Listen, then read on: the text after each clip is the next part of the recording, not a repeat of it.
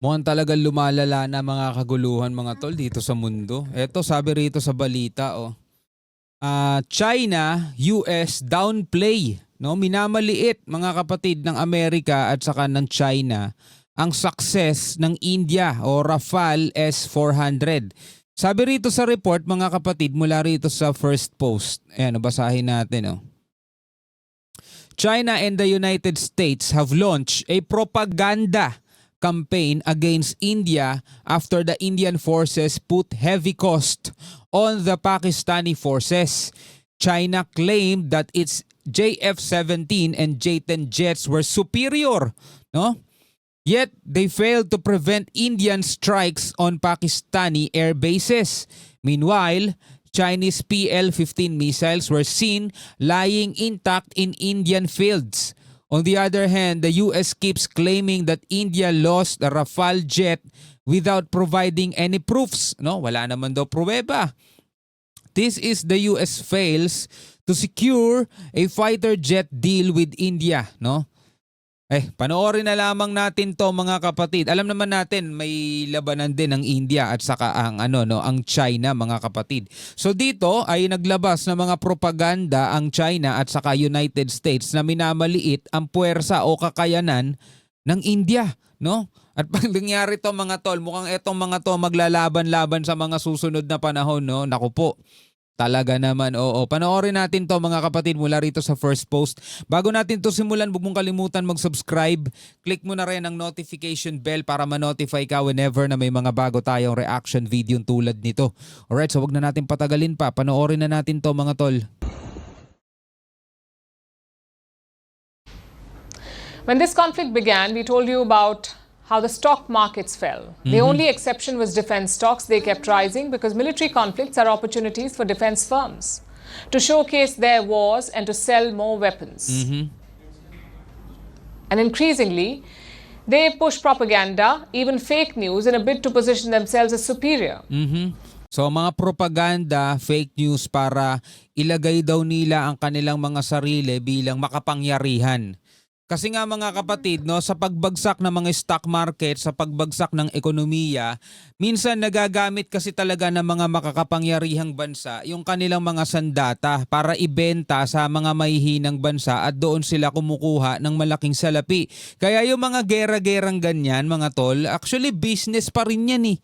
Pinagkakakitaan pa rin yan, lalong-lalo na no, mga talagang weapon, manufacturer, mga ganyan. Di ba nga si Tony Stark, di ba? Doon yumaman, ang yaman-yaman nila.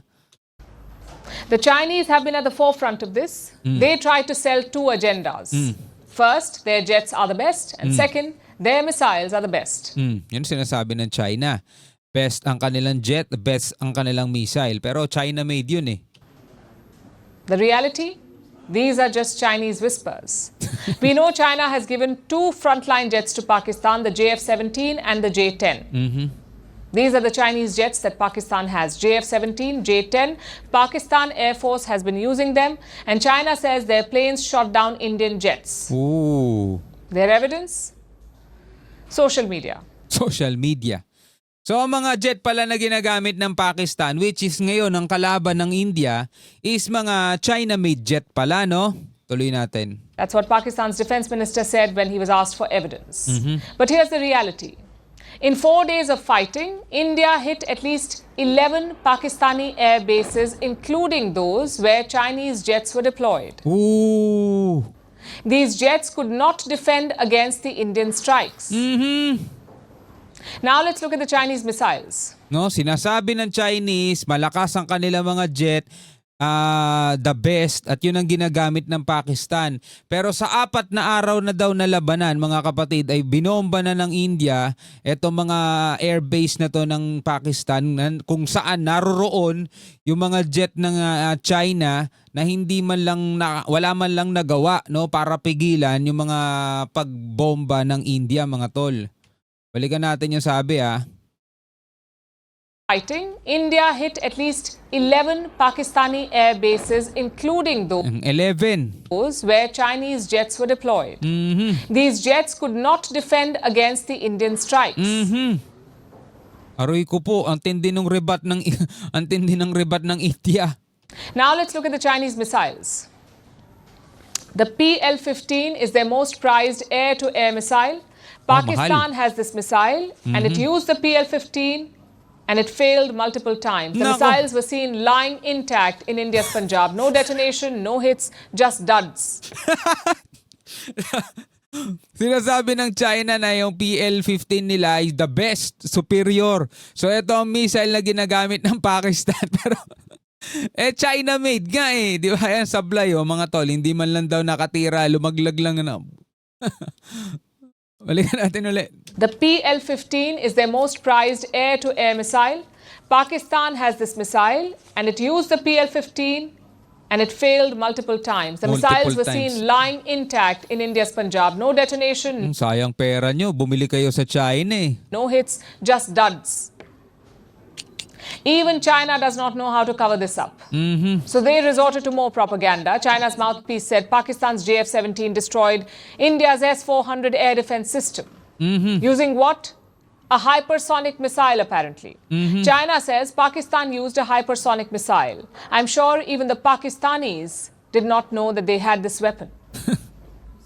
Kaya yung mga Pakistani, hindi nila na may ganun sila. The fact is they don't. Pakistan does not have any hypersonic weapons. The Chinese themselves do not have an air-launched hypersonic missile. Ooh. And India was quick to debunk the Chinese claims. Ang bilis nila, no? Ang bilis nila sumagot. Pakistan Ang bilis nila mag-rebat. has also attempted to execute a continued malicious misinformation campaign with claims of destruction of Indian S-400 system at Adampur, destruction of airfields at Suratgarh and Sirsa. India unequivocally rejects these false narratives being spread by Pakistan. Nasabi nila meron silang supersonic. Wala pala silang ganun. Kumbaga propaganda yon mga kapatid. Para saan, di ba? Para sa kanilang mga viewers. May pakita na talagang malakas sila. So India's S-400 has not been hit. It is still protecting the skies. Why was China so desperate to show it in bad light? Because their own defense systems have failed. Oo. You see, the S-400 is made by Russia. It has a Chinese copy too, a Chinese copy that is called the HQ-9. And Pakistan's air bases are defended by the Chinese HQ-9. It's a system that has failed completely. It's a system that failed completely. My goodness. Wasak na wasak ang China rito. Indian Air Force hit 11 Pakistani bases. So let me sum this up for you. In the last 4 days, Chinese jets, Chinese missiles, and Chinese air defense systems have all failed. So Beijing is trying to save face with propaganda, and that too is failing. Paano nga naman makikipaggera ang China kung mga ganitong klase yung mga weapon nila? Lahat pala ng weapon ng China ginagamit ng Pakistan eh. Pero tagumpay yung strike ng India doon sa 9 base, Sham base doon sa ito. 1, 2, 3, 4, 5, 6, 7, 8, 9. Ang dami pa nga eh oh. Balikan natin. Jets, Chinese missiles, and Chinese air defense systems have all failed. So Beijing is trying to save face with propaganda, and that too is failing. Now let's look at the Americans. They've got skin in this game too. American media says that Ayan na, tapos na ang i-rebat ang China mga kapatid. Lahat ng kanilang mga sandata, puro palpak.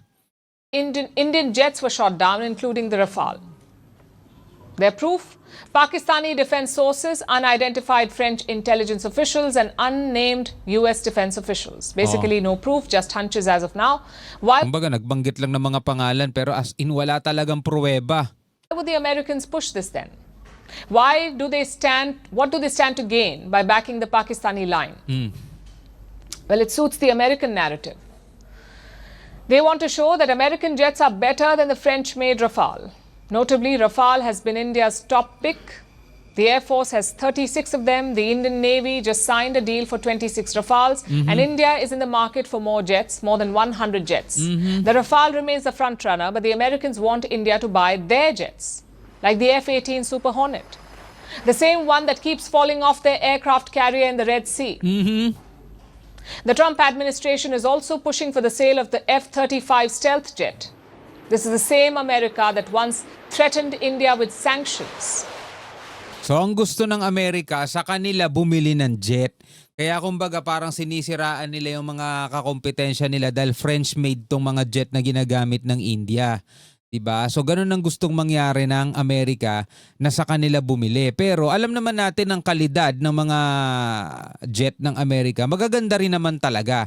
Pero propaganda nila to para sa kanila bumili sa susunod. Unlike doon sa propaganda ng China, no, lahat kasi ng mga weapon nila ginagamit ng Pakistan, puro fail, puro sablay, puro palpak. You may remember this. This is when we bought the S-400 systems from Russia. Because India picked the Russian S-400 over the US-made THAAD defense system. Kalaban din ng Amerika yon, di ba?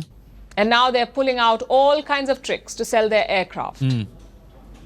So here's the big picture. China is trying to defend its weapons that failed to perform. The US is trying to show the French Rafales in poor light to sell their jets. So magkaibang propaganda at magkaibang purposes. 'Di ba? Pero ang nakakahiya yung sa China, no, pinagtatakpan nila kung gaano kahina yung mga weapon nila. Kaya pala hindi nila talaga kaya makipaggera pa sa US ngayon. No, ganun pala talaga kasablay, oh. Hindi nga maipagtanggol yung Pakistan ng kanilang mga weapon. What is India doing about this? India is showing the world the power of its own weapons, the homemade ones, like the Akash air defense systems and the BrahMos missiles, both of which were used in the last few days. Ooh. BrahMos, meron tayo niyan. Bumili tayo sa India niyan. The Indian-made weapons have been exceptional. They defended and attacked with precision. This is a success story for India's defense industry. We have built the technology and the capability that delivers on time and on target. Eto na mga kapatid, na-expose na naman sa panibago. Nagulat ako dun, oh. Mga weapon ng China, mga tol, sablay lahat, no?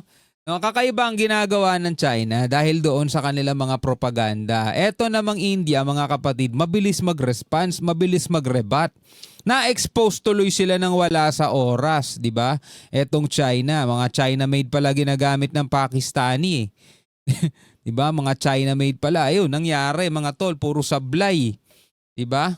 Tapos sa US naman, ang gusto ng US makabenta. 'Di ba? Kaya dina-downplay nila yung ibang mga weapon o mga kagamitan ng India na binili sa Russia at saka sa French kasi ang gusto ng Amerika sa kanila bumili. 'Di ba? Pero dito ipinakita naman ng India kung gaano kaganda yung kanilang mga sariling gawa mismo, yung BrahMos, yung Kashmir ba 'yun? Akash na missile, mga tol. BrahMos, meron tayo niyan. Bumili na tayo ng ganyan sa sa India, mga kapatid. No? So anong masasabi nyo rito? Comment na lamang kayo sa ibaba. Hanggang sa muli, ako nga pala si Shobal D. Peace out.